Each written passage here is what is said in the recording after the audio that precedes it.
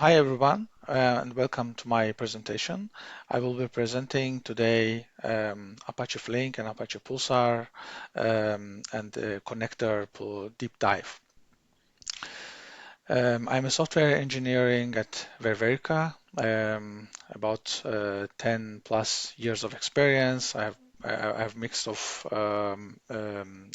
research and engineering experience, and I enjoy database and systems development throughout my career. In addition to what I am doing at Ververica, I am also very passionate about open source projects and Judo. You can reach me with the links I put in the slides. Um, and today's agenda is I will first go through Apache Flink, introduction to Apache Flink, and I will present afterwards I will present Flink connector ecosystem, and with that I will also go a bit deep dive on Apache Flink Pulsar connector details.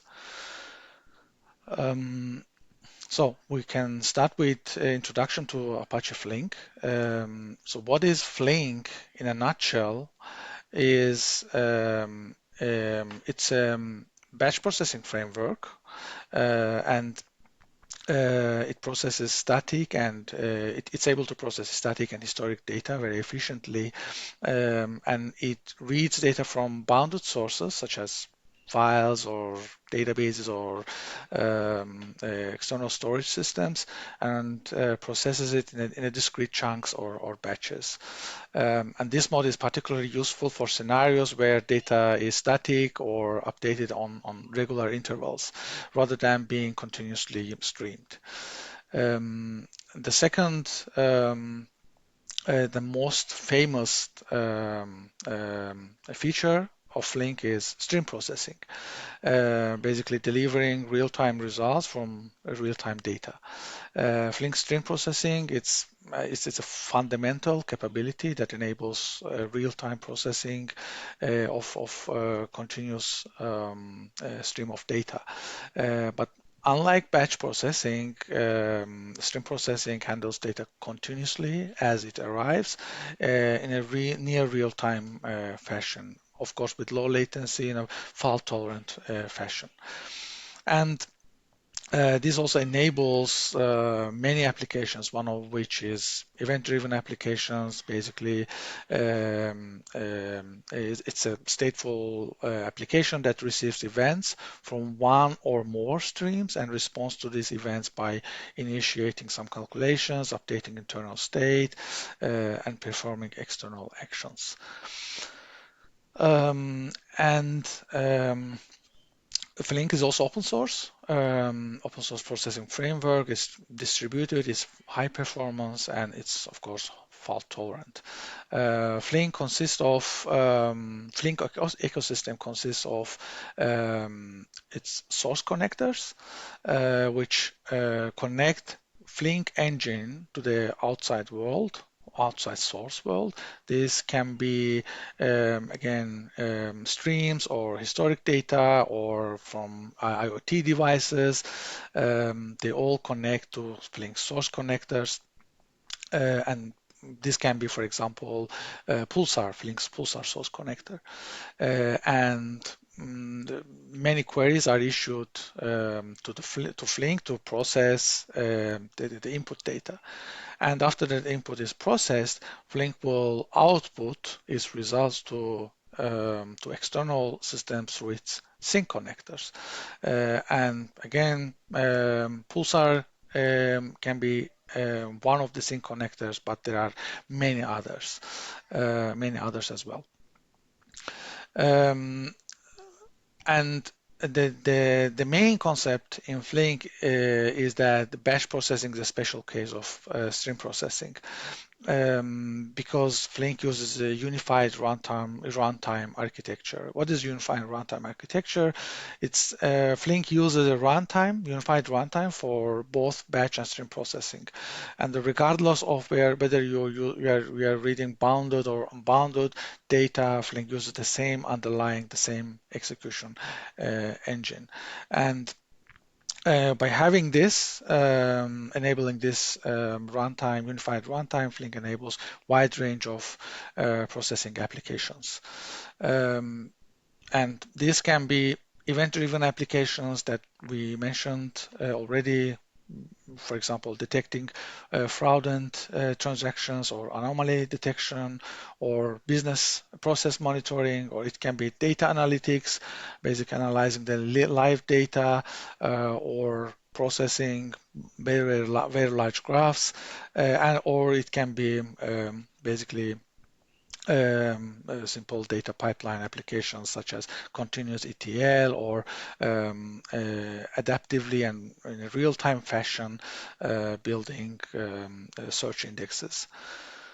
Um, with that, now we will talk about Flink's connector ecosystem. Flink's connector ecosystem it supports a wide range of source and sink connectors, and this includes databases, message queues, file systems, and cloud storage platforms, and many more. Uh, and um, um, one important feature is that Flink provides a seamless integration with its connector ecosystem. Basically, connectors integrate seamlessly with Flink's data processing constructs such as data stream and table or SQL APIs. And as we mentioned, yeah, table and SQL APIs are also supported through its connector ecosystem. And fault tolerance is supported end-to-end, not only in the Flink's engine, but also in its through whole connector ecosystem. This means that Flink connectors not all of them, but some of them they support exactly one semantics. Basically, Flink provides the necessary tooling for all connectors to support exactly one semantics. And it supports checkpointing and state management. Basically, Flink's connectors can also have state. It's not forced to be stateless, and Flink's tooling will ensure that state management is properly handled through checkpointing and through exactly one semantics. Um, and If we move a bit into the detail of Flink's source connector interface, we will what we can see in this case is that Flink source operators they can scale horizontally. Basically, in the case of reading massive amount of data, Flink is able to scale its topology, including its source nodes, in a horizontal fashion. And Flink source operators can be bounded or unbounded. And how we how we detect if the source is bounded or unbounded. How Flink detects if the source is unbounded or bounded is that if all sources is bounded, then Flink will treat it as a bounded source. But if at least one of the sources is unbounded, then Flink will treat it as unbounded source. For example, if we check the table creation DDL below, we can see that after the connector, after defining a connector, we can also define if the data of the source is bounded or not explicitly. Flink's unified source interface consists of three building blocks. It's split enumerator, it's split, and source reader.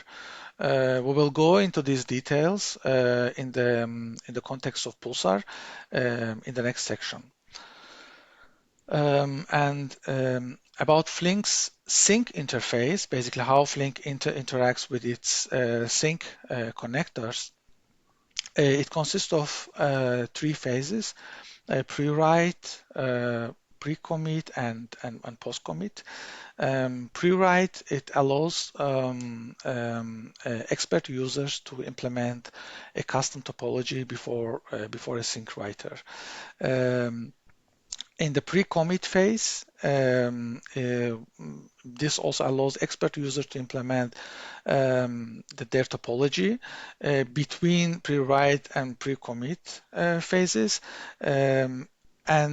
But in this case, it's recommended to use immutable commutables, because mutating commutables can have some unexpected side effects.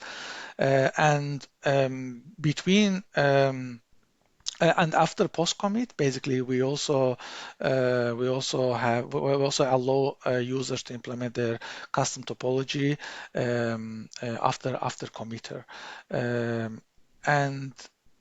Why, for example, this is useful is that, for example, we might want to support custom requirements by some things. For example, enabling or compacting, enabling some small file compaction, or avoiding writing too many small files. Basically, these topologies can help us to pre-process the data before we write it to external things. Yeah,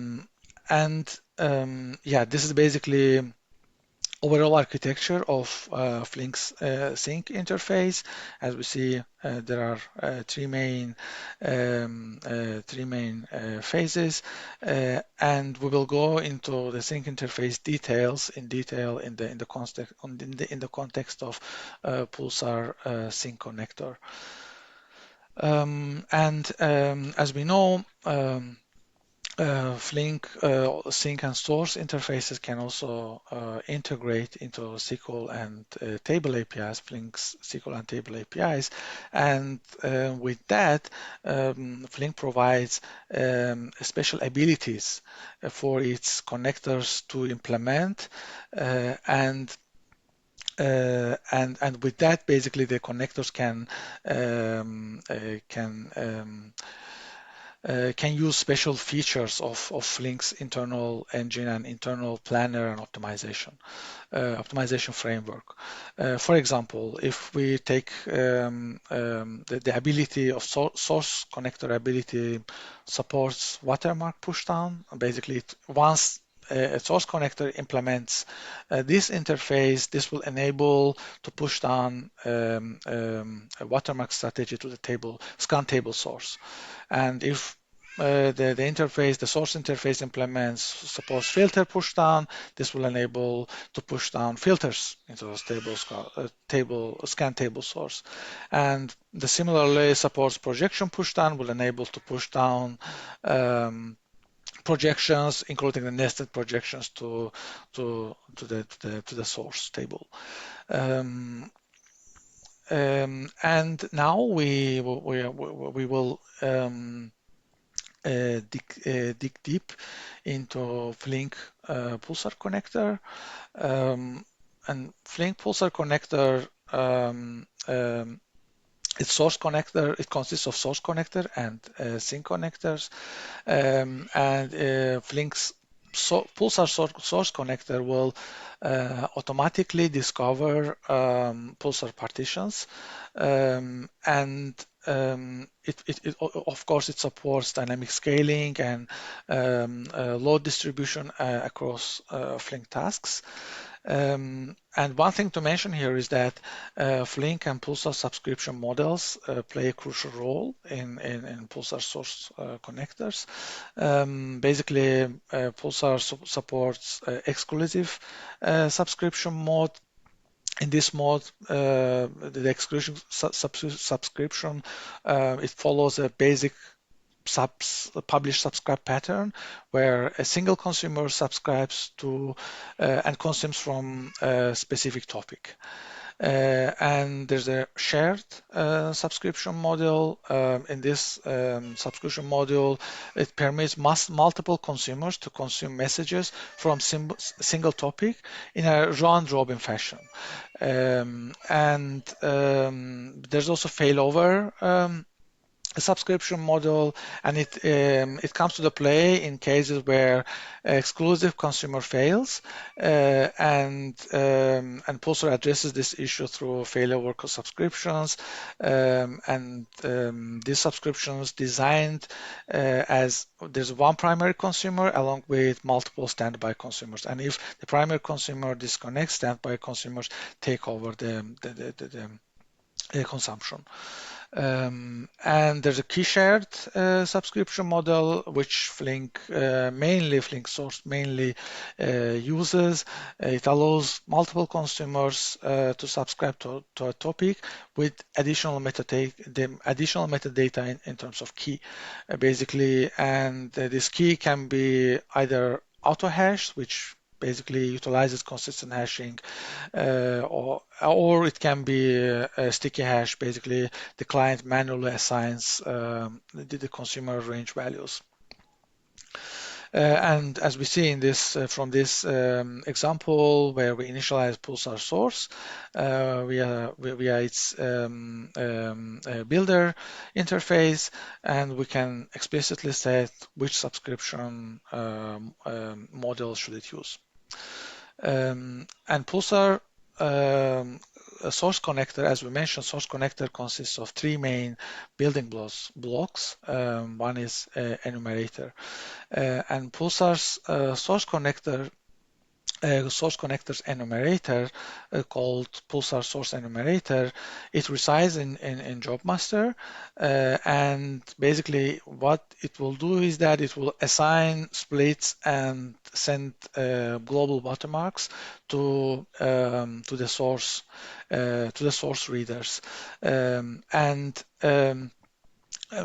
and basically, the main job of the split enumerator is to detect record split, basically splits that exist in the external systems, and coordinate with the source readers. For example, inform readers whose progress is moving too fast to slow down, or to ensure the consistency of watermarks, and so on and so forth.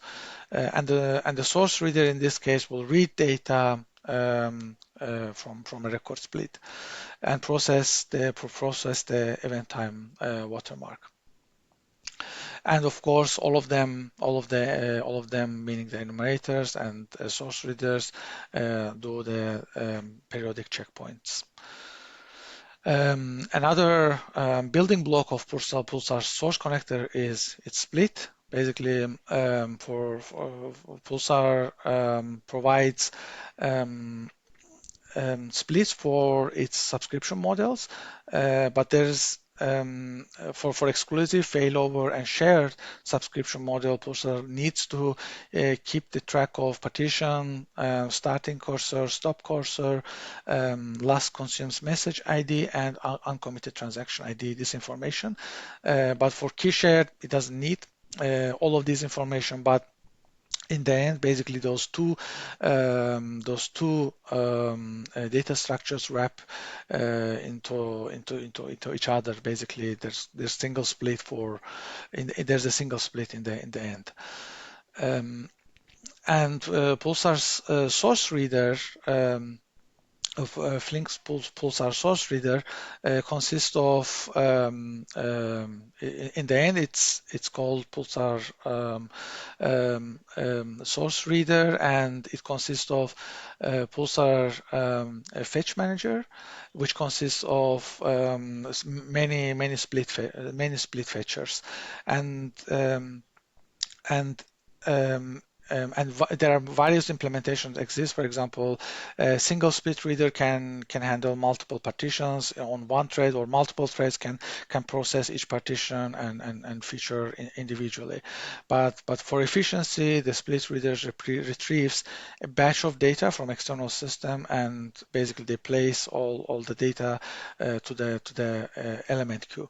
And on the right side of the element queue, we see the record emitter, and it passes basically each record to downstream source output. As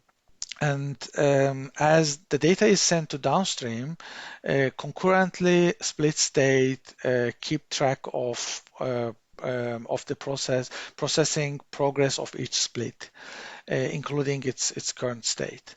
And in the meantime, when the split enumerator discovers a new split in the external system, it uses RPC call to add splits method to include new splits in the reader. And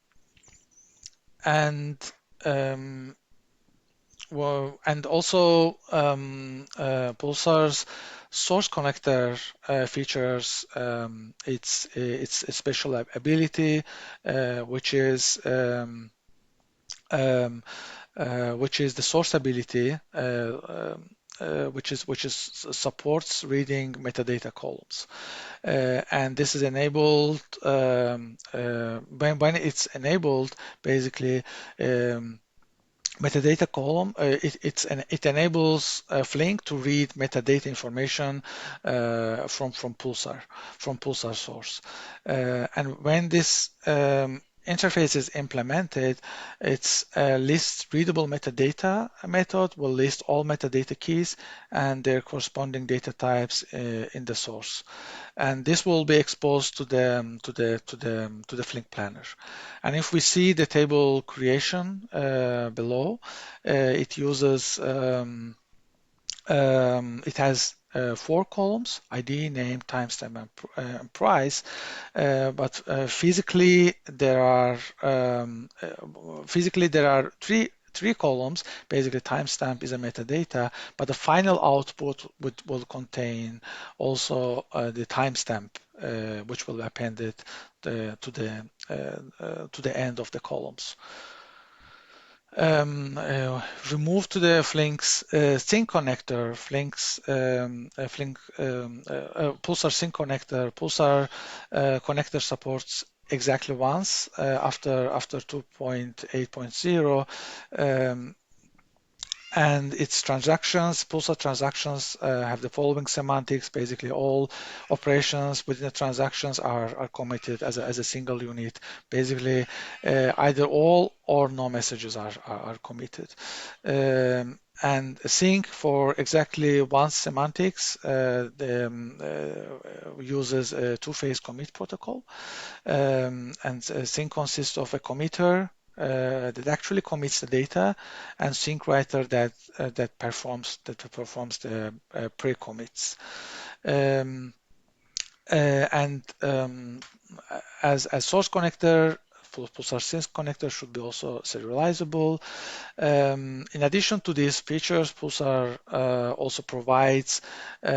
sync connector also provides new features such as delayed message delivery. So downstreams can consume the messages after specified time interval, and also it provides different routing strategies. Basically, in Flink sync, you can define what is the destination list of topics or partitions or topic patterns. And if these destination topics or partitions change, or new ones are added at runtime, you don't need to reorganize your topology, Flink topology. It will automatically adapt to these new routing strategies. And as a sync ability, it also provides writing metadata similar to the source ability. Pulsar Sync Connector uses two-phase commit, as we mentioned. Basically, in the pre-commit phase, job manager decides to commit, and task managers execute the commit. And after that, task managers return the results. In the commit phase, basically job manager will decide to roll back or commit, and the task managers might execute rollback if required, and will return results to the job manager. Um, and with that, I will try to I will use this opportunity to inform you about Ververica Cloud, which is a fully managed Apache Flink service with scanned QR code, and you guys can sign up for $400 free credit to get started building your apps with an ease. And lastly, as you know, we are organizing Flink Forward. This year it will be in Berlin. Registrations will be open soon, so I hope to see many of you guys in Berlin this year. Thank you all for listening and participating. I hope you enjoyed my presentation.